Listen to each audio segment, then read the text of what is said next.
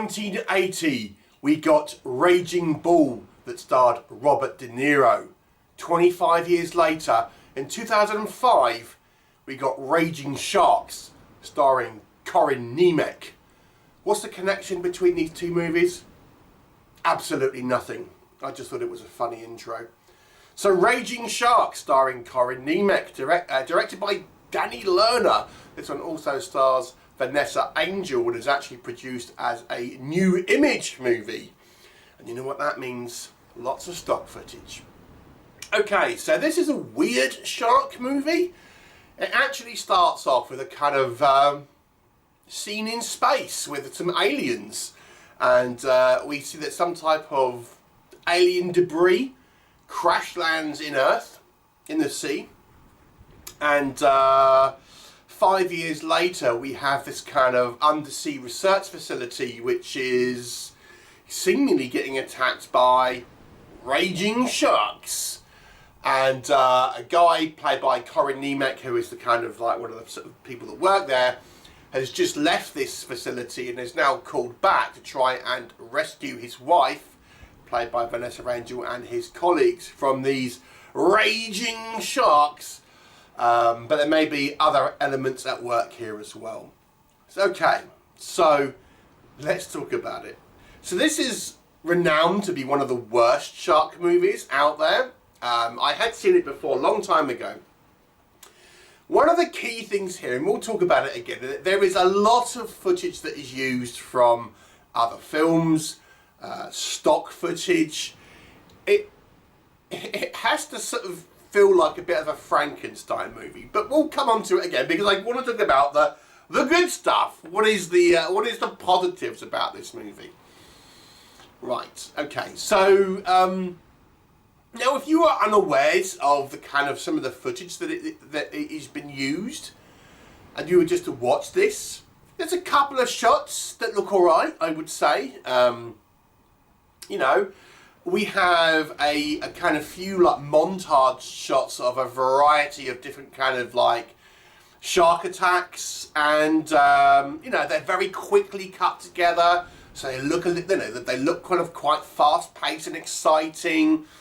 And there's a couple of like, you know, interesting sort of effects and stuff that you'll kind of see here. That okay, that looks reasonable. You know, that's fair. So there is a relatively high body count in this movie. We don't have just the sharks to deal with. Obviously, that there's the extraterrestrial element to this, and you know, it has to be said. You know, it gives it this unique kind of flavour where it's, you know, we actually see aliens and stuff at the beginning of the movie. And, you know, interesting. And then we have a more terrestrial, but more human threat as well that kind of emerges for the movie. So we have, you know, there's a reasonable amount kind of going on here in regards to a variety of different obstacles and threats to kind of overcome here. You know, it makes it all right. I will say, I mean, look, it's a very cheap movie. I didn't hate the set that was used for this kind of research laboratory. This undersea, you know, I mean, it is like some office, but I actually thought it didn't look too bad for a, you know, what was meant to be this kind of low budget undersea kind of facility. I've seen sort of worse, you know, effects. So it looked like, you know, reasonable, as they say. If you've watched movies like sort of Deep Star 6 and stuff, you know, it's not as good as that, but I didn't think it was too bad for the kind of the budget that we could have got here. I will say I actually quite like Corbin Burnson in the movie. He actually plays a submarine commander who transports Corin Nemec's character back to the research facility. I actually thought he made a reasonable kind of like military type, and I didn't think he did a bad job, if I'm honest. So that's the positives. Okay. So let's talk about the negatives. Alright, so this movie really is a Frankenstein's monster of footage that has been spliced together to make a movie. So, you know, I can kind of imagine, it's like, what have we got lying around that we can kind of splice the movie together with, shoot a few scenes, you know, of dialogue and kind of, you know, conversations in rooms, you know how it goes, where we can have these kind of like movie that we can kind of put together on the cheap, where we can put in a bunch of, you know, actual stock footage, a couple of shots from other films and things like this, and then package it as a movie. And then voila, raging sharks. I mean, it's not the first movie to do this, and it wouldn't be the last, but it is so apparent in this movie that it has to be said that this one really does stand out to be one of the more egregious examples of it. Now, obviously, like Roger Corman was famous for kind of doing things like this, but again, it's like, if you are unawares, you might not care as much. I'll sort of say that. And, you know, some of the effects you see are fun. Admittedly, they might be from other properties, but, you know, they're kind of fun. But yeah, it's just a hodgepodge of different sorts of sequences from and very, very quick shots from other things. This movie has no real attempt to try and sell the reality of what it's going on. I mean, this is just like sloppy, quick, like B movies. So there's no sense. Let me give you a couple of examples, but there are many examples of this. There is no sense of time in this film, to give you one. So they're doing this kind of undersea, you know, research or whatever it is they're doing, and then Corin Nemec leaves the vessel, and he gets, you know, goes back to the mainland.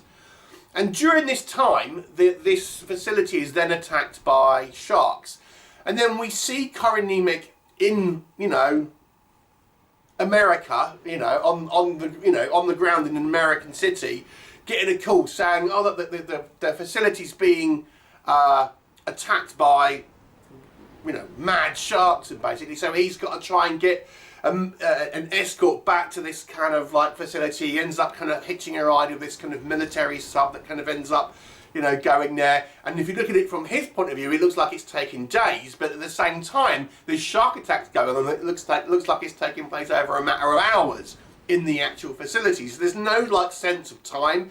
There's no sense of geography. For example, we see shots where you can kind of see the surface of the water in some sequences. When we have like divers go out from this facility, they're just wearing your basic kind of wetsuit, when we're meant to believe that this is deep sea and that you need a submarine to kind of get there and things like this. It just doesn't make any sense. I mean, and I'm not even touching the alien thing. You know, the basic kind of like just sense stuff. Look, aliens, we don't know. Great, okay. Alien artifacts. This is what's making the shark go crazy. Fine. All right, I can deal with that. I didn't really know why you needed such a big intro for that, but anyway. But yeah, it's just sort of kind of the day-to-day stuff, which makes kind of less sense to me in a way. Just the way it's kind of like sort of put together and stuff. I mean, again, going back to the no sense of time, I mean, like, everyone here is just in like one costume, one kind of like, you know, their hairstyles that everyone always looks the same no matter when, you know, obviously it's kind of meant to be taking place. I think probably the thing would annoy, I mean, look, if you watch low budget shark movies, you're kind of going into this knowing really what to expect to a degree. But the sharks aren't really the focus of this movie. They are just a kind of a byproduct of this sort of alien influence, if you want to call it that. But the actual genuine threat comes from, you know, more mundane things, like we're running out of air, and then we kind of got this like human bad guy that kind of shows up, and he just wants to gun everyone down for reasons that will be explained in the movie.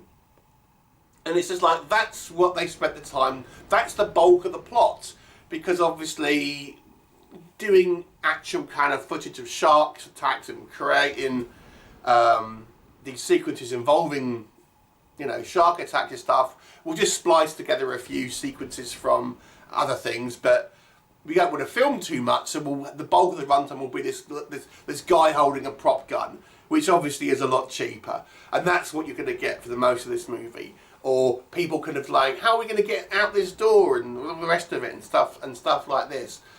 Lots of kind of like generic sort of characters and stuff. I mean, like Vanessa Angel and Corin Nemec are just the kind of the most bland, flavourless kind of characters that you can possibly see on screen in regards to these, like, you know, science types and things like this. There's a couple of kind of fun, well, minor characters I would suggest, but you know, our main kind of protagonists are just bland and boring. And it's just, it's clear it's just a movie that has been absolutely thrown together. You know, a few scenes that were filmed, lots of kind of sequences that have come out of kind of stock footage of sharks or quick shots from other films, random things that are thrown in here. It's quite laughable. I mean, it's kind of somewhat kind of fun to watch this movie in an ironic way. It has a couple of, like, okay, if you're very sort of, you demand very little from a movie, you might find it some type of cheesy entertainment. But I'm going to give it a 3 out of 10. It is not a good film, and probably is fair to say it ranks as one of the worst shark movies. 3 out of 10. What were your thoughts? Leave me a comment. Whoa, they're getting close! Ah!